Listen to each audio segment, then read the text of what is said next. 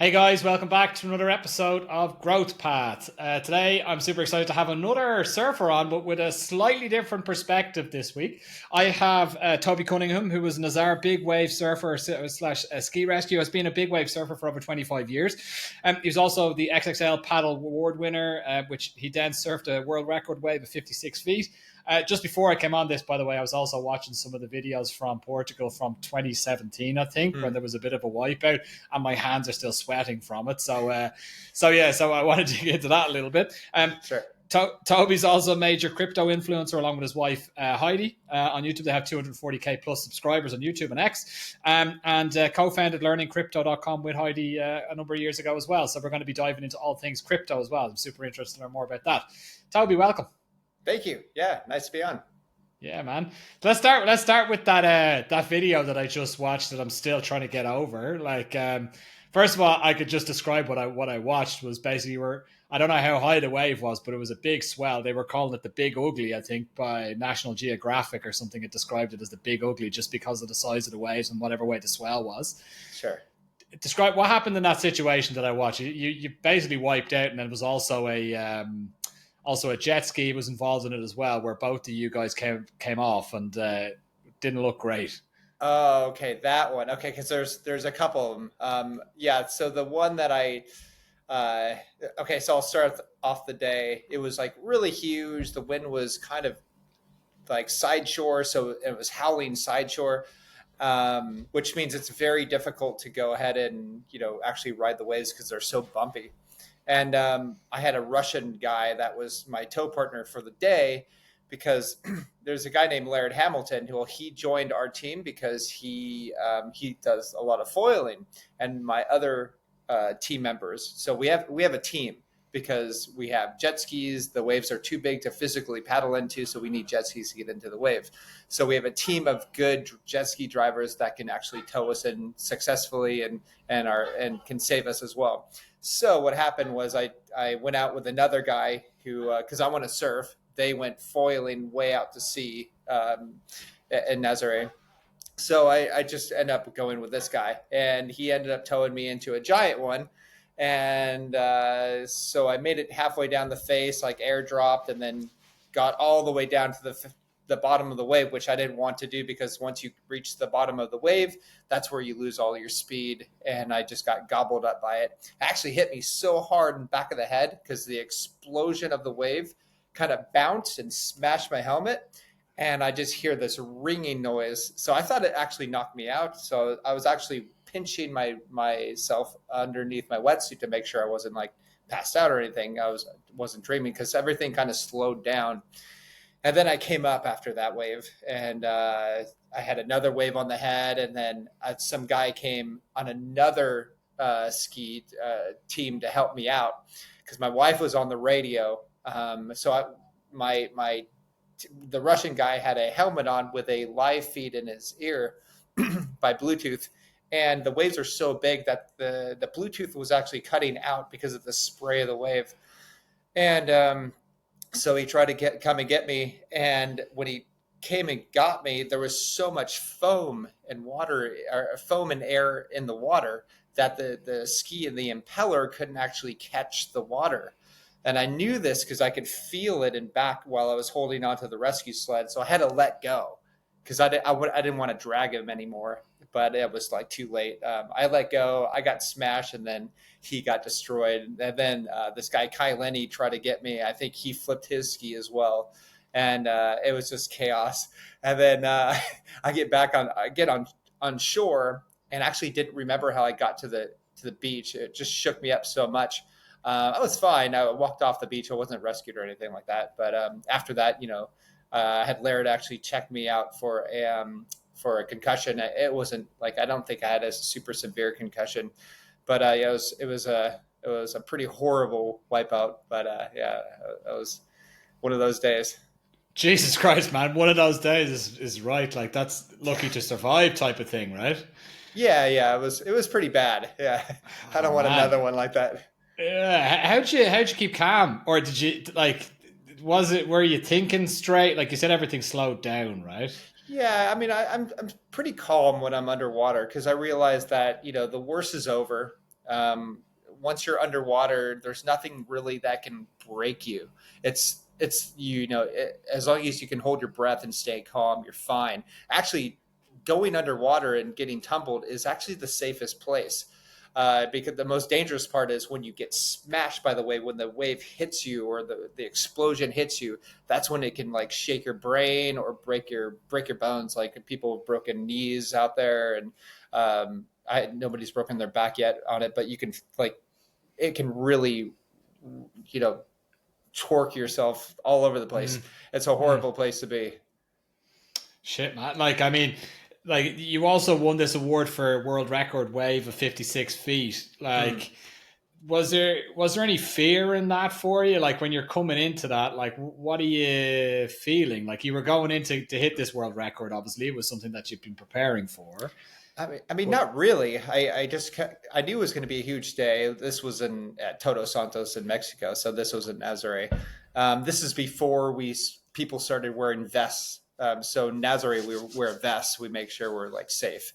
And back then, it was 2002, and nobody wore vests. Nobody really knew about it. And so we literally just go out there with a wetsuit, and it's about holding your breath and trying not to get hurt out there. So that's what happened. I just saw a giant wave and kind of went for it. I'm like, I wonder if it's going to let me in, and it did. It let me in, and I got smashed on that wave. I made it to the bottom of the wave, which allowed me to get the XXL award, because that meant I made the wave. But technically, I didn't make the whole wave, and I got obliterated and then got rescued by another guy, but it was fine. So yeah, that was fun. I didn't think I'd actually win it because I wasn't like a super popular pro big wave surfer. I've never been a pro big wave surfer. I always did it for fun, and there was a couple guys out there that were up for the Big Wave Award as well, that were professional surfers. They were sponsored by Billabong, Quicksilver, and all these. So I'm like, there's no way they're going to let me win, because the sponsor is very political, and it happened to let me win. I think it's because it was their first year, the XXL. Now it's totally political. It's all fake. But back then it was actually real. Well, you can still say that you won it without being professional, though, man. Sure, Sure, that goes on. So tell me, like, so yeah, you weren't a professional surfer, right? Mm-hmm. You didn't do it professionally. Were you always into at the same, like, what were you doing on the side of that? What were you doing professionally? I mean, I was just doing odd jobs. I was trying to figure out what to do, because I wanted to build my own company or do something that I've created. And so in order to do that, I needed to make money to live, so I did like valet. I did, worked as a lifeguard, things like that. But I always knew that this isn't what I'm supposed to be doing. There's something more to life than just, working for somebody else. I always wanted to create like a business. And, it wasn't until a little bit later, till like 2012, when I found Bitcoin. And I've read it's the white paper. I don't know if you know what the white paper is. Like kind of like a blueprint for a house.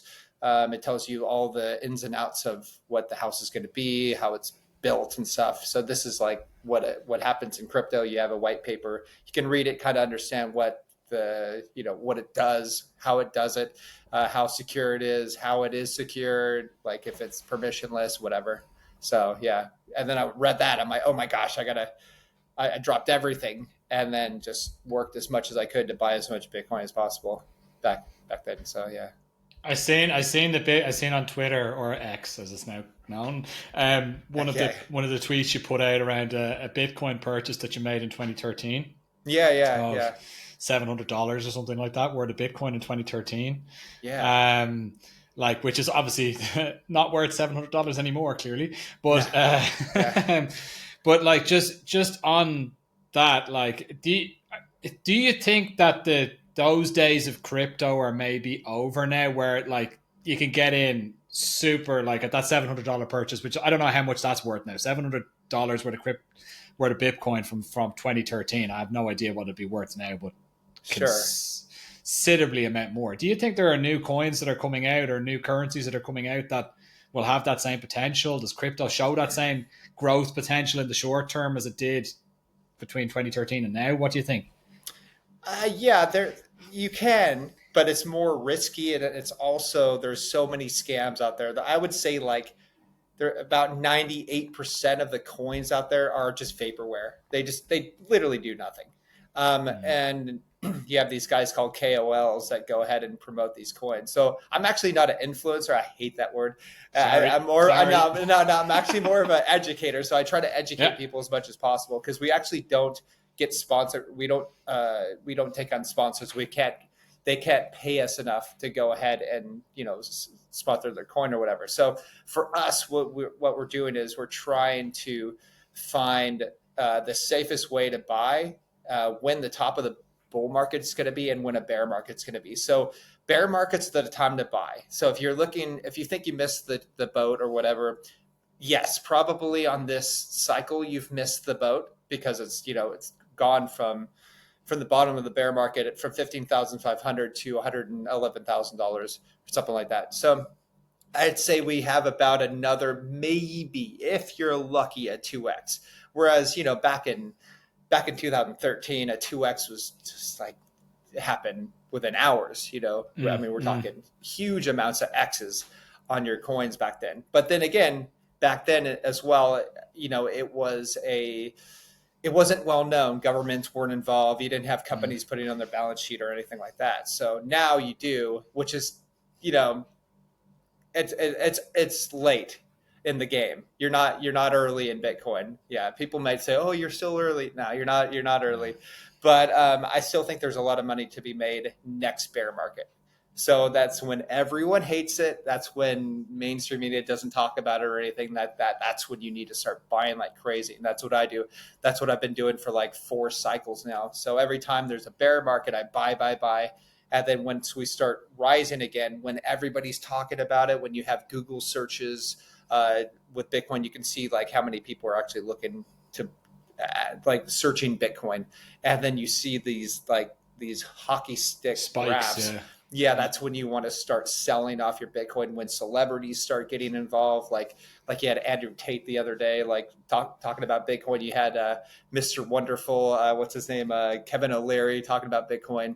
Once all these people, these are top signals, and so they kind of snowball into one giant. Like, okay, you better get out. This is like the time to probably really start taking your profits because you're eventually going to hit a bear market. Eventually it's going to happen no matter what all these influencers out there say.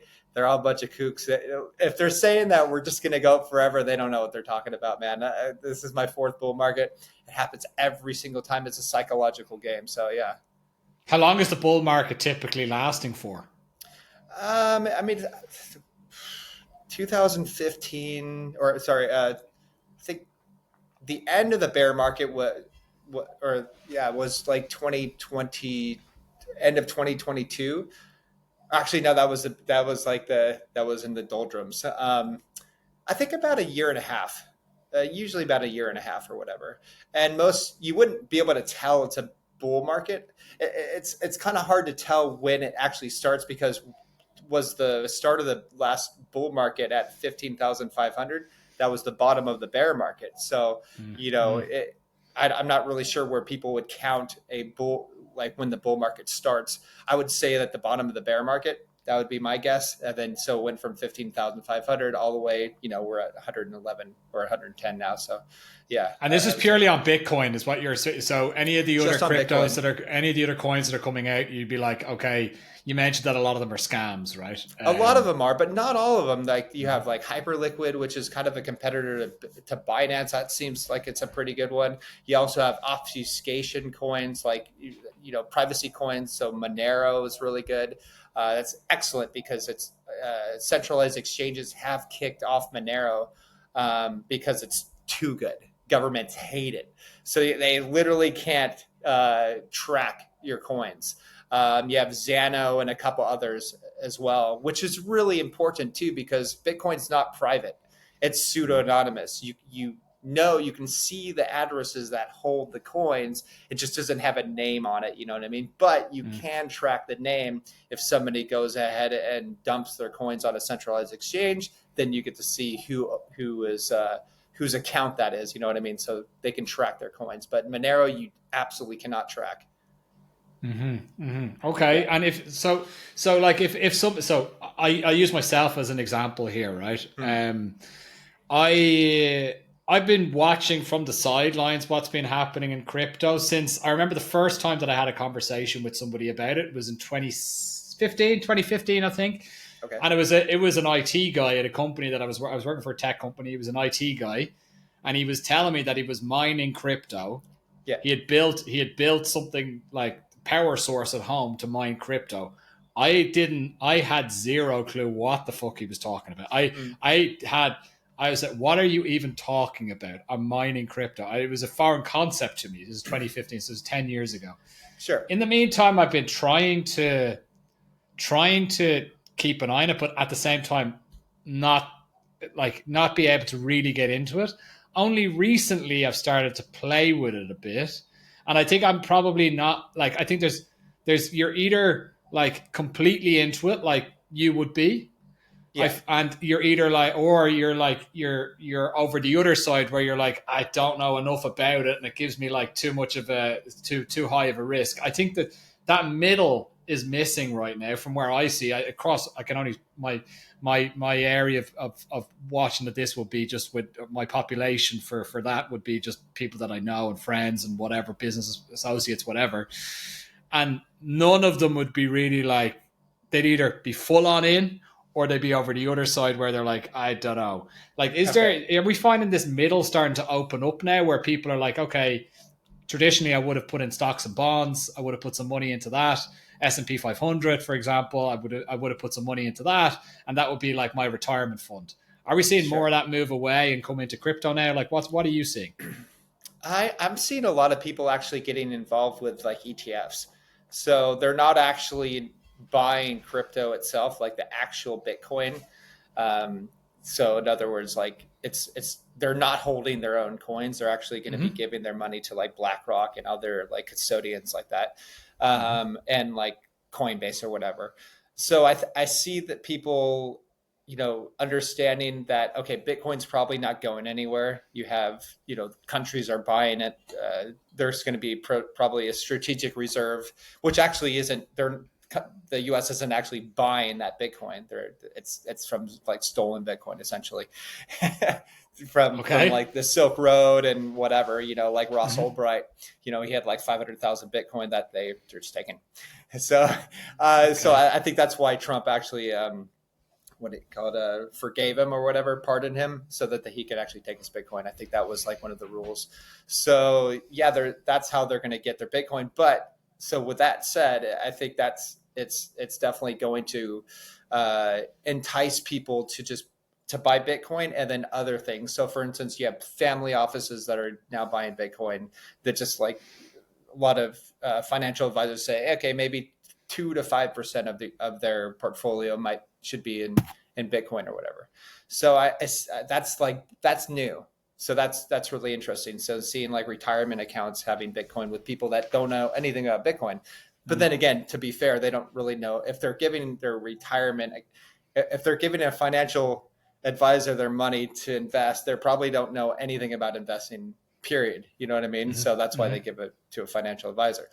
So when I see that, I'm like, okay, well, this is going to be interesting because people aren't going to actually own their own coins, which is really important because if something happens, something like a FTX goes down, like there are several centralized exchanges that have gone down, then they lose their coins and then they have to wait through like legal proceedings and all that to get their coins Mm-hmm. back, and all the lawyer fees eats into that profit that they could have been, using. So yeah, they just have to be careful. Yeah, I get it. Like, I'd probably put myself into that bracket. I know enough to be able to feel relatively comfortable in making some investments, but at the same time, though, not knowing enough to be able to feel completely comfortable with it. Sure. Um, Yeah. and I'd still need to lean on advice of people. I think that's probably like yeah, like I know a guy who runs like this guy would probably be very interesting to you. There's a guy called Mark Valek, and Mark runs the Mark who? Gold Report. Mark Valek is his name. Mm. He's an Austrian guy. Okay. He runs the Gold Report, but also he has a fund based out of Liechtenstein. He's a guy that lives like around the corner from me, a guy that my wife grew up with, right? But Okay. just so happened to do exactly what you're doing, but in gold, basically, Nice. right? And now also managed to get in early on crypto as well. So seeing the opportunity there, but Okay. it was super interesting to talk to him even 15 years ago. I think the first time that I met him was maybe 15, 16 years ago. And he Sure. sat me down. We were having a couple of beers. We were younger, you know. And he sat me down and he said, okay, what are you doing with your investments? Why are you investing in typical currencies? You need to move all your money out of typical currencies, get it into gold, get it into other things, you know.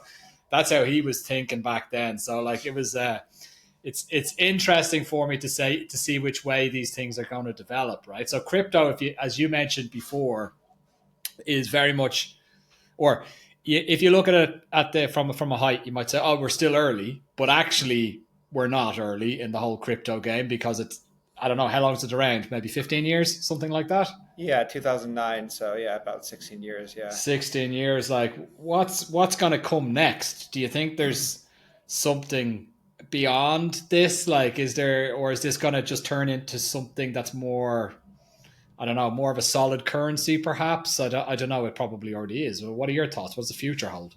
I mean, I think you're going to have things like decentralized exchanges that are going to get more and more popular. You're going to have decentralized finance, so DeFi. You've probably heard of DeFi. It's ways to make money. You can actually be a liquidity provider, which means you can you can contribute to a pool of money that they can do exchanges. So you're getting paid. What do you call it? You're getting paid for each transaction, which is amazing. Because that's what banks were there for. Now you don't really need brokers or banks. You can essentially just have a thing like Aave, which is a decentralized lending platform, and that kind of governs itself. There's incentive models as well, so you're incentivized to go ahead and be as honest as possible on it, and it takes care of itself. It's almost trustless. So that's the type of things that are going to happen in the future, because I think as time goes by, people are going to trust banks less. They're going to trust bankers less. They're going to trust politicians less, just because they see their money being worth less and less and less as the currency gets devalued, because the central banks are printing ridiculous amounts of currency. So they're going to be like, okay, there has to be an opt out, and I think this is a way where crypto is just going to thrive. And so you're going to have two. You're going to have a bifurcation. You're going to have one. I would say 80-90% of the people are going to go to the centralized route. So they're going to buy the ETFs, they're going to buy the stocks, whatever. And then the 10% are going to go ahead and do the whole decentralized route, which is really fun. So yeah, it's going to be fun to watch regardless. I knew it was going to happen. So the early days are over, obviously, but now we're going into an evolution of finance that's being like perfected through like lending platforms like Aave and so on. Yeah, it's going to be fun to watch. Oh, super interesting. And things obviously nowadays just speed up, and as like what you're talking about now, we're probably already in the midst of, right? So Yeah, it's pretty uh, exciting. But yeah, if you don't want to spend any time learning about crypto or anything like that, you just don't have the time, I would just suggest, buying Bitcoin. It's never been hacked. It's got 21 million coins. That's all that will ever be mined. And so like they can't, it's not run by a bunch of central bankers that can print your currency into oblivion. Like the US is just, their newest beautiful spending bill is going to add $3 to $6 trillion to the debt. It's just like, it's unsustainable. You know what I mean? So that's going to keep devaluing your currency regardless of who you vote for. So that's why we have Bitcoin, and it's simple. It's easy. The code is very simple.